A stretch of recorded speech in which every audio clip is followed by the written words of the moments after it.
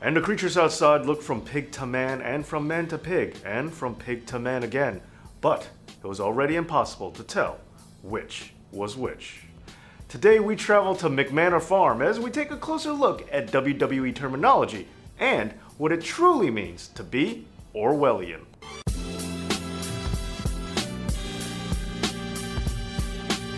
Now, before we get started, I just want to say that I personally abstain from politics, and some of my reasons for doing so probably won't be able to help but reveal themselves throughout the course of this episode. Now, when we talk about WWE terminology, I'm sure we've all heard a commentator refer to a wrestler as a WWE superstar, and we've also heard them refer to the fan base as the WWE Universe. Now, these terms are branding from the WWE, a marketing strategy meant to create an identity for their product. Now, these terms do serve as an annoyance to some fans, but it's relatively harmless.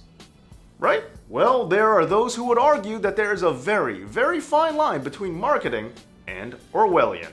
Now, for those of you unfamiliar, Orwellian refers to the works of famous writer Eric Blair, better known by his pen name, George Orwell. Now, George Orwell believed in fighting tyranny on all fronts, from both political parties of the left and right, because George Orwell knew what many people didn't, and that's tyranny can come from either political party. Because sometimes, even in a seemingly democratic state, the citizens are still being controlled by an oppressive regime. Now, unfortunately, sometimes Orwellian is misused to mean authoritative, but that is a huge oversimplification of what the word really means. Orwell was fascinated by language and how it can be misused by a government in order to oppress its people. And this was heavily represented in some of his works, including the books 1984 and Animal Farm. In Animal Farm, a group of animals kicked the abusive Farmer Jones off the farm because they believed they could run things better themselves. And they even write a list of rules on the side of the barn declaring that all animals are equal. However, power corrupts, and absolute power corrupts absolutely. As the pigs rise to power, they also become more corrupt. And they also start slightly changing the wording of the rules written on the side of the barn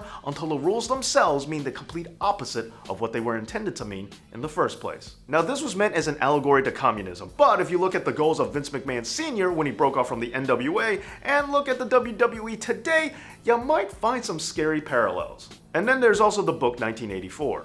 Now, this book is about an authoritative government that uses many different measures of control, one of which is the use of what they call newspeak. Newspeak was a more streamed down and efficient use of the English language, eliminating many redundant words. After all, who needs all these synonyms anyway, right? Well, the problem is when you have a very short and concise language, you lose a lot of the abilities you have to freely express yourself through nuance and critical thinking. This new abbreviated form of English made sure that people really didn't think too much and made sure that they couldn't rebel against the government. Oh, and if they did rebel in any way, well, there were harsh punishments to be sure. You could even be arrested for talking in your sleep if you said something against the government. Because even though you were asleep, it shows what you were really thinking and were guilty of thought crime and therefore needed to be punished. And one form of punishment they had was torture, and torture was done in the Ministry of Love, which is an example of another tactic they used called doublespeak. The torture department was the Ministry of Love.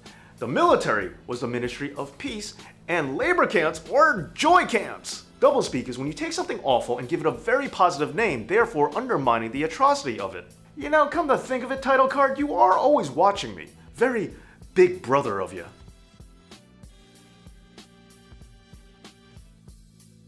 But how does this pertain to wrestling? Well, for anyone who has seen the leaked employee sheets from the WWE, I think you might be able to see where I'm going with this. Commentators aren't allowed to refer to the championship as a belt anymore. And just to show you how arbitrary these terms really are, do you remember when the WWE referred to their female wrestlers as divas and then decided that they're not going to be called divas anymore and they're going to go back to being called women, which is what they always should have been called in the first place? There is a whole list of things that WWE employees are told to say and told not to say, and the whole thing could change in an instant. And everyone from the commentators to the referees, they all have earpieces because they're constantly being fed instructions on what to do and what to tell the wrestlers to do. So it just never ends. I don't think it's just WWE employees that are subject to this, because the fans are most certainly exposed to this as well. Because in the end, it's our money that they want, it's our reactions they want to manipulate, and they're gonna try to do it by any means necessary. And it's not enough that we don't like Roman Reigns, they're gonna keep trying to make us like Roman Reigns because they think that we're supposed to think whatever they tell us to think. Even look at the recent brand split, Raw, SmackDown, doesn't matter which show because they're both part of the WWE. Now they're gonna try to tell you that these shows are in direct competition with each other, but the reality is, they're really not. And they're gonna tell you it's only by choosing the red brand or the blue brand can you make a difference, and it is your responsibility. And ultimately, it doesn't matter if you choose the red brand or the blue brand. The overall problems of the system still will not be solved. Bet you're wondering if I'm still talking about wrestling, aren't you? Well, there you go. There's a little bit of insight into WWE's terminology and a quick overview of what it means to be Orwellian. Now just remember, we as the people have the power, and it's up to us what happens next. But I want to know what you think, so let me know in the comments, and please don't forget to like, share, and subscribe. That's a request, I'm just asking, it's not an authoritative order or anything. Anyway, thanks for watching, and this has been Dave Knows.